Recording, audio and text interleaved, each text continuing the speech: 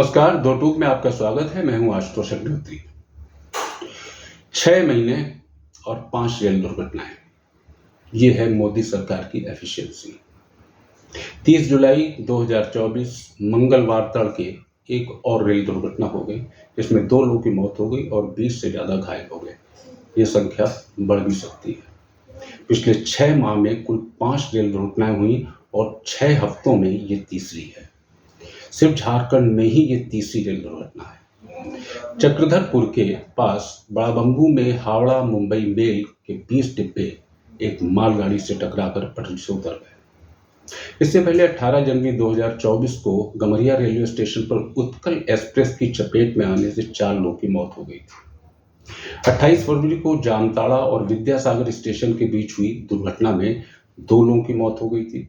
17 जून को कंचनजंगा एक्सप्रेस पटरी से उतर गई थी। इसमें 11 लोगों की मौत और 60 से ज़्यादा घायल हो गए थे। और 18 जुलाई को उत्तर प्रदेश के गोंडा रेलवे स्टेशन के पास ट्रेन की 8 बोगियां पटरी से उतर गई, जिसमें 4 लोगों की मौत हो गई और करीब 35 लोग घायल हो गए। इन 5 रेल दुर्घटनाओं में कुल 23 लोगों की जान चली गई और 115 से ज़्यादा घायल हुए। कैसी सरकार है ये? एक के बाद एक रेल दुर्घटनाएं होती जा रही हैं और इस सरकार इसी बात पर इतरा रही है कि यूपीए शासन की तुलना में एनडीए सरकार में रेल दुर्घटनाएं कम हुई हैं।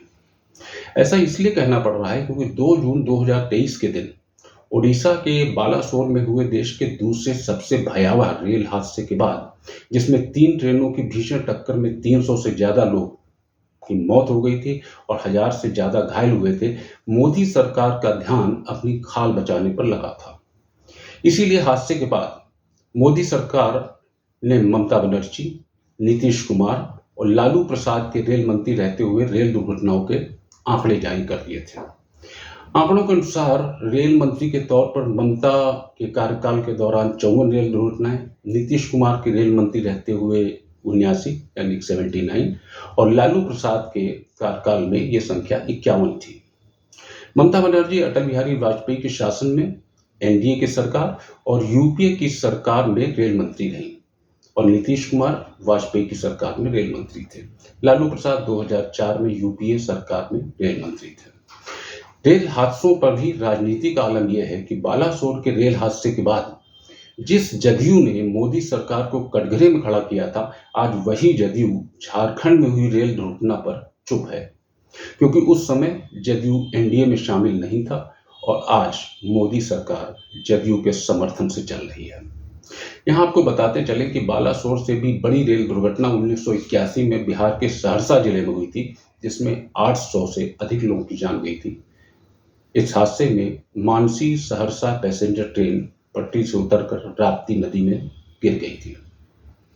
जानकारी के मुताबिक यूपीए सरकार के 10 साल में करीब 1711 रेल हादसे हुए थे, जबकि एनडीए के मोदी सरकार में 2014 से मार्च 2023 के बीच 638 हादसे हुए।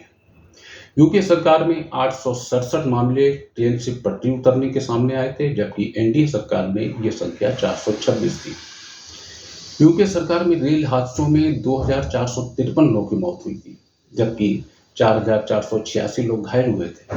वहीं एनडीए सरकार में 781 मौतें और करीब 1500 से ज्यादा घायल हुए थे। माना कि मोदी के शासन में रेल दुर्घटनाओं में कमी आई है, लेकिन क्या 6 माह में 5 रेल दुर्घटनाएं होना मोदी सरकार की कामयाबी मानी जाएगी? यूपीए की तुलना में एनडीए के 10 साल का प्रदर्शन 6 माह में ही पटरी से क्यों उतर गया? मोदी सरकार ने बालासोर की भीषण रेल दुर्घटना और बीते 6 माह में हुए 5 दुर्घटनाओं से क्या सबक लिया? इसी दम पर मोदी जी देश की जनता को 2047 तक विकसित भारत का सपना दिखा रहे हैं। सामान्य ट्रेनों में यात्री सुरक्षित नहीं है और बुलेट ट्रेन का प्रचार कर सरकार ब्रांडिंग कर रही है। विकसित भारत ज्यादा जरूरी है या सुरक्षित भारत? इसी वर्ष अपने एक साक्षात्कार में रेल मंत्री अश्विनी वैष्णव ने कहा था कि बुलेट ट्रेन प्रोजेक्ट की लागत लगभग 1,08,000 करोड़ रुपए है। इसमें से 10,000 करोड़ रुपए केंद्र सरकार खर्च करेगी और 5,000 करोड़ रुपए महाराष्ट्र और गुजरात की राज्य सरकारें। बाकी की फंडिंग जापान से लोन लेकर हो रही है।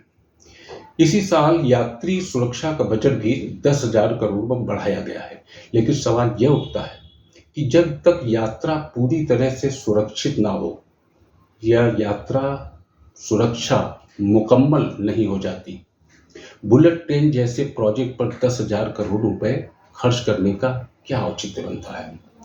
बुलेट ट्रेन प्रोजेक्ट पर खर्च किए जा रहे 10,000 करोड़ भी अगर यात्री सुरक्षा पर लगा दी जाए तो क्या ये बेहतर नहीं होता। यात्रियों की सुरक्षा पहले है, फिर विकसित भारत की बात हम लोगों को सोचनी चाहिए। भारतीय रेल अमेरिका, रूस और चीन के बाद दुनिया में चौथा सबसे बड़ा रेलवे नेटवर्क है, लेकिन रेल सेवाओं की नज़र में विश्व के 20 देशों में कहीं नहीं ठहरता। जिस जापान के सहयोग से भारत बुलेट ट्रेन पर काम कर रहा है, वह जापान विश्व में रेल सेवाओं में नंबर 1 पर है।